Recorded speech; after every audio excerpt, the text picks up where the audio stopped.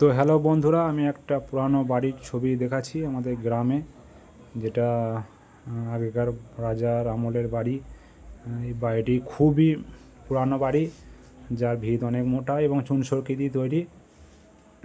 তা বাড়িটি রং করলাম, দেখুন বন্ধুরা কীরকম হবে। অবশ্যই ভেতরে চুন করা ছিল, এটা এখন ডিসটেম্পার দিয়ে করা হয়েছে সাদা, আর বারটা কিছুটা কালার করা হয়েছে এবং দরজা জানালা করে অবশ্যই ফিটিংস করে কীরকম লাগছে বন্ধুরা তুমি অবশ্যই কমেন্টে বলবে।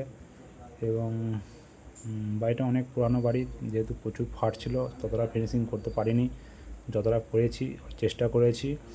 এখনও কিছুটা কাজ বাকি রয়ে গেছে, যেহেতু নিচের ডেটেগুলো হবে, আর ভিতরের পোর্শনটা অনেকটাই বাকি, ঘরও অনেক কোঠায় আছে। যাই হোক, পুরানো বাড়ি অনেকটাই দেখা যায় না, আর আমরা ভাবলাম ভেতরে অনেক কিছু ব্যাপার আছে। যাই হোক, সেরকম কিছু ব্যাপার নেই। বাড়ির ডিজাইনটা অবশ্য খুব ভালো। দেখুন বন্ধুরা, অনেক কটা ঘরও আছে এই বাড়ির মধ্যে, এবং সিঁড়ি পোর্শনটাও খুব ভালো, এবং সিঁড়ির গায়েতেও একটা করে রুম করা রয়েছে। সেটা অবশ্যই ছোট ছোট রুম। যাই হোক, আগেকার পুরানো বাড়ি অনেক বড় বড় রুম হয়নি, ছোট ছোট রুম। কিছু কিছু কাজ এখনও বাকি রয়ে গেছে, এটা আমরা করছি। ভিতরে সাদা কালারটা অথবা কালারের জন্য কিছুটা এক্সট্রা হয়ে গেছে। দেখো বন্ধুরা, বাড়িটা অবশ্যই উপরতলা থেকে দেখাচ্ছি কীরকম ফিনিশিংটা হয়েছে। অবশ্যই ভালো লাগবে তোমাদের দেখতে, এবং কাজটি কেমন লাগছে অবশ্যই কমেন্টে বলবে বন্ধুরা।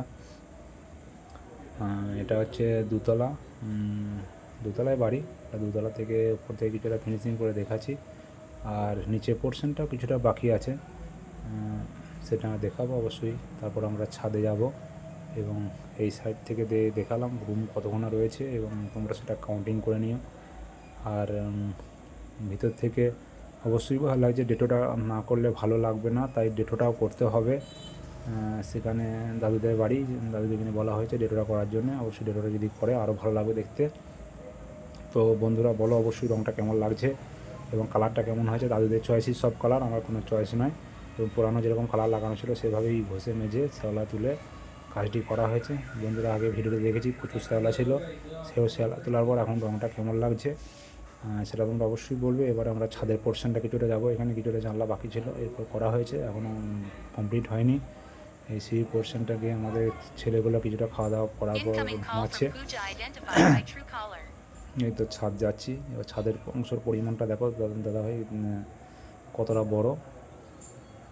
দেখো দাদা ছাদটা অনেকটাই বড়, এবং অনেক পুরানো দেওয়াল, তাই যেখানে সেখানে পা দিতেও ভয় লাগছে। তবে রং করার পর অনেকটা মজবুত হয়েছে বলে আমার মনে হয়। তা দেখো দাদা ভাই ছাদটা অনেকটা বড়োই ছাদ। এইখানটা এখনও কাজটা শেষ করতে পারিনি, এই সামনের পোর্শনটা লাগাল পাচ্ছি না, তাই